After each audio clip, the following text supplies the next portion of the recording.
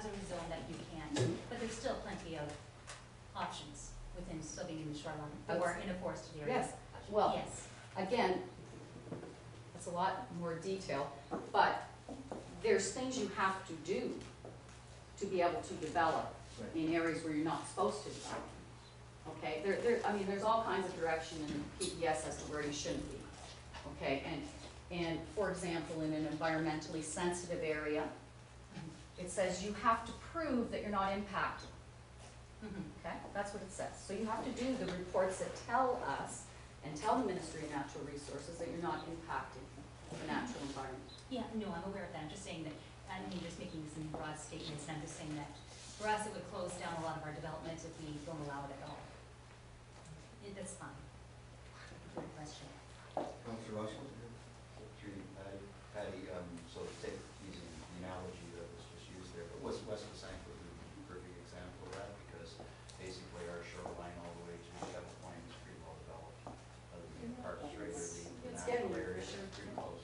So if we look at that type of thing, any major development or any thoughts of major development in West Saint has no choice now compared to 25 years ago to go by the policy statement, right? Oh, absolutely. So it's not that you can't, it's the fact that you will do it within the parameters of the policy statement. And absolutely, I mean, let's, Reflection Shores, good one, good example, right? The development is posed outside of the hazard. We're not going to allow them to develop in the hazard. That's not to say they can't develop on the residential tableland at the top. Okay? Yes, No. that's my point. Yeah, That's no, my point. yeah. But that's consistent with Clifton, Wyoming, and other municipalities along the shoreline. They will be following the same set of provincial policies. So we're not more restrictive or differing from what they are doing. Are we? I know, I just don't know how things will progress in the future. That's just the question. It'll become more of In an the official future. plan discussion and all these things, so what degree do we? Okay, well, I can say with all conviction that in the future, these policies aren't going to get more lax. They're going to get more stringent. Because we're trying to protect the natural environment and keep people away from hazardous areas. And but we don't want to, I mean, there's that economic environmental balance is what I'm saying. There's always, we don't want to restrict ourselves heavily economically, and so we'll allow ourselves some possibilities there, while still respecting the environment to the full extent we can within provincial policies. So I'm saying. Councillor Scott. Along with the provincial policy statement, we have governing bodies that look after that, being St. Clair and being Asaba Bayfield. And I imagine the county somewhere in there with regulations and different things. So as long as we follow this and we use the tools and the groups that are out there that are the governing bodies, we're not going to have any issues as to doing the things that we want to do, as long as we follow the rules, right? That's right. Hazardous areas and shorelines are regulated by the Conservation Authority, by their interior regulations. They're pretty stringent. They sure are. Which have the same regard for the provincial policy statement. Yes, they do. So, we're talking about healthy communities. So we're going to promote cost-effective development standards to minimize land consumption. This is one thing we may have to deal with in the future when we're looking at intensification and redevelopment. Maybe the urban standard we have for a road needs to be narrowed a little bit to provide for appropriate lots, or maybe our setbacks in the zoning bylaw need to be considered to allow a more effective use of land. We're used to years and years of just doing whatever we want when it comes to lot sizes and setbacks. We have to give some consideration to that when we get an infill project where things might be tight. Improving accessibility for persons with disabilities and the elderly by removing or preventing land use barriers which restrict their full participation in society. And that's a design issue, and where are we going to promote intensification in residential development to provide access to all the facilities that the elderly and the disabled need. Ensuring the necessary infrastructure and public service facilities are or will be available to meet current and projected needs. And we always consider that when we're doing a planning application. I always address servicing, where are we going, and how do we get there. So we have some issues, but we will get there. Okay, so how are we going to promote this community that the PPS wants us to do? Well, we are going to intensify, we're going to redevelop, and if necessary, we're going to go to our designated growth areas, okay? And we're going to accommodate a mix of employment opportunities, housing, and other land uses to meet, as I said, the 20-year time horizon. Okay, so our first two tools are intensification and redevelopment. And our existing OP really does not encourage any of that. So you will see the new OP encourage areas where we want that to occur. Okay, so what is intensification? Okay, it means that development of a property, site, or area at a higher density than currently exists through redevelopment, including the redevelopment of brownfield sites and the development of vacant and underutilized lots within previously developed areas. And I think my example in Grand Bend on Highway 21, where there's one house on a lot that's probably 2 or 3 acres, is a good example of a property that could be intensified.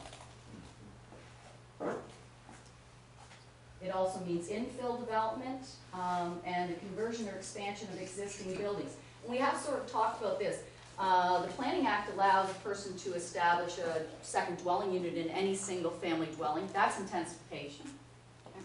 It also allows someone to now put a second dwelling unit in a detached structure on the property. That's intensification. So we already have a little bit of that in our zoning bylaw.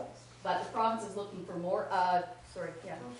Yeah, no, I just as you're saying that, I'm thinking, this is interesting, we're going for higher density, but if we look at provincial infrastructure, let's use Grand Bend as an example, we already know Highway 21 is an issue with the bridge and not widening it. So I wonder, how do you countermand that if the province is saying higher density, but they're not providing the tools to develop your infrastructure to allow for higher density? Public transit's another one, right? You can bring a ton of people in Georgetown. I don't know how they still get away with public transit. But how do you deal with that? Well, first of all, the province isn't really responsible for helping us plan our infrastructure. That's up to us to plan. We have to decide what it is we need to invest to bring infrastructure up to where it needs to be. And for example, we did that traffic study on Main Street East, right, when Rice came in. So it told us what we need to do over time to upgrade that highway to accommodate the traffic. It's not to say we're going to resolve every issue. It's not to say traffic isn't going to be an issue on Highway 21 at that intersection. Those are bigger projects, and yes, I mean, we know we need to widen the bridge if that's the solution to the problem. But we have to work that into our planning. But we could say, in terms of slowing down higher density, we just can't provide an infrastructure that permits flow to a desirable level because of this, right? It would be a mitigating factor, would it not? Well, it's something we have to consider and we have to work through, okay? First of all, traffic in Grand Bend is an issue when? 3 months a year. Well, no, No, it's getting more. End of April. It's getting more. Through to October. Intensification. In that time frame, it's starting to be more Probably and more. 5-6 months Try pulling out of some intersections, like try pulling out of Southcott and going north on a Friday or Saturday, even in the winter sometimes. And that's what I'm saying, is it may be an operational thing. It may mean more a number set of traffic lights to control traffic better. It may not be that the road can't handle the traffic, it's just the way it's set up or structured presently. So we have to work through those things. That one way going in and everybody come out of transit. Councilor Russell? Well, go back to the planning instead of on the operational level. I think the point's well taken. I think if you go back to the slide a couple before where it says that basically available through intensification and redevelopment, and it's funny, there's 2 words there, and if necessary.